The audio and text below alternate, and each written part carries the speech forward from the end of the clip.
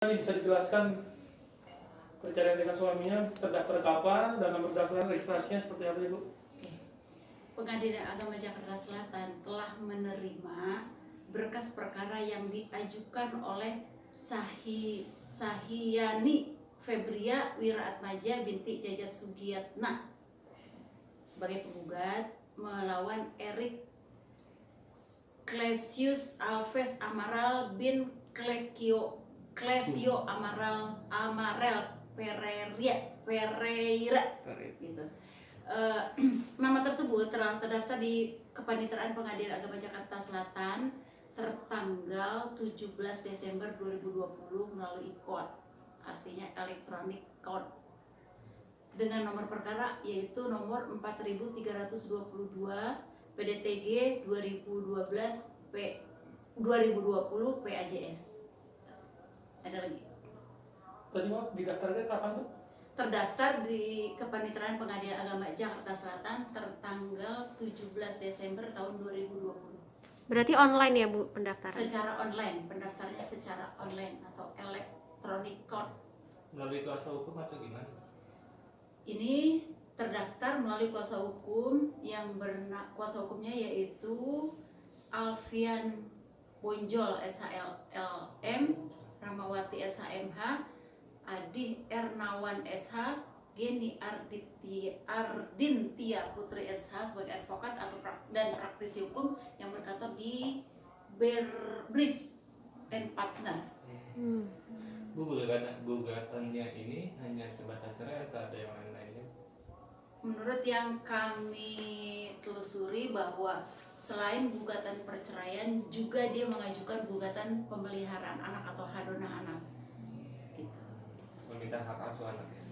Permintaan hak asuh anak agar berada pada penggugat.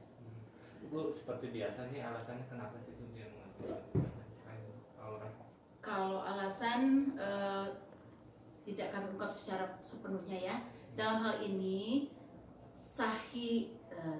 Sahinani Febria Wiraatmaja itu yang beralamat di Bangka, Mampang Perapatan, sedangkan suaminya yang tadi saya sebutkan tidak berada di Indonesia atau alamatnya tidak diketahui lagi alamatnya di Indonesia atau gaib. Dalam arti udah kita rancang gitu ya, udah nggak bersama lagi gitu ya, Bu? Kalau sudah tidak berada di Indonesia atau alamatnya gaib, dapat dimaknakan sendiri. Dapat kita maknakan bahwa itu berbeda alamat, berbeda tempat tinggal. Bu, dari pengajuan sekarang tanggal 17 itu proses nanti sidang perdananya kapan akan digelar?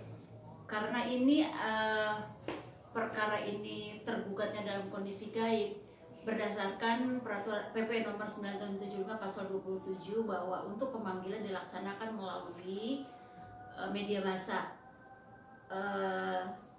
Dalam ayat 3 juga dikatakan bahwa pemanggilan dilaksanakan melalui bupati atau wali kota, kemudian ditempel di pengadilan agama tempat gugatan itu diajukan. Dalam hal ini Pengadilan Agama Jakarta Selatan.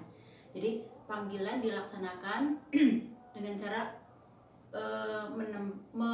menempelkan panggilan di papan pengumuman Pengadilan Agama Jakarta Selatan, juga melalui media massa, dan ditempelkan juga di kantor wali kota Jakarta Selatan. Prosesnya berapa lama, Bu, menuju sidang pertama misalnya? Kalau proses untuk penyelesaian perkara gaib ini paling tidak selama 4 bulan gitu. Jadi kita tunggu saja 4 bulan ke depan untuk sidang perdananya karena harus dipanggil tadi melalui media massa. Bu, berarti bisa dikatakan itu orang aslinya nggak mengetahui keberadaan suaminya atau gimana, Bu, yang alamatnya? Iya, karena penggugat tidak bisa mencari alamat atau tidak mengajukan alamat tempat tinggal suaminya, maka dengan sendirinya karena tidak diketahui tempat tinggalnya, panggilan ditempuh dengan cara gaib, dengan cara pemanggilan secara gaib, yaitu sesuai dengan PP nomor 9 tahun 2000 PP 9 tahun 75 tadi sesuai pasal 20 juga, pasal 27 juga, dalam hal tempat kediaman tergugat tidak jelas atau tidak diketahui atau tidak mempunyai tempat kediaman yang tetap, maka gugatan diajukan di tempat tinggal kediaman penggugat. Sedangkan untuk tergugat dipanggil melalui media massa tadi seperti yang sudah saya ucapkan. Dalam hal ini media massa yang digunakan di Pengadilan Agama Jakarta Selatan yaitu RRI, Radio Republik Indonesia setempat. Bu, artinya kalau dalam 4 bulan ini tergugat tidak memenuhi panggilan atau tidak menuju tidak bisa diketahui, itu artinya bisa langsung cerai atau gimana? Putusan fast track itu gimana? Dipanggil dulu, kalau panggilannya sudah dilaksanakan, sudah resmi dan patut, nanti agenda berikutnya baru kan diperiksa gugatannya. Sebelum diperiksa gugatannya didamaikan dulu atau dinasehati pihak penggugat agar supaya bersabar menanti atau menunggu tergugat gitu. Siapa tahu dalam masa 4 bulan tersebut tergugat kembali lagi, kan kita belum tahu.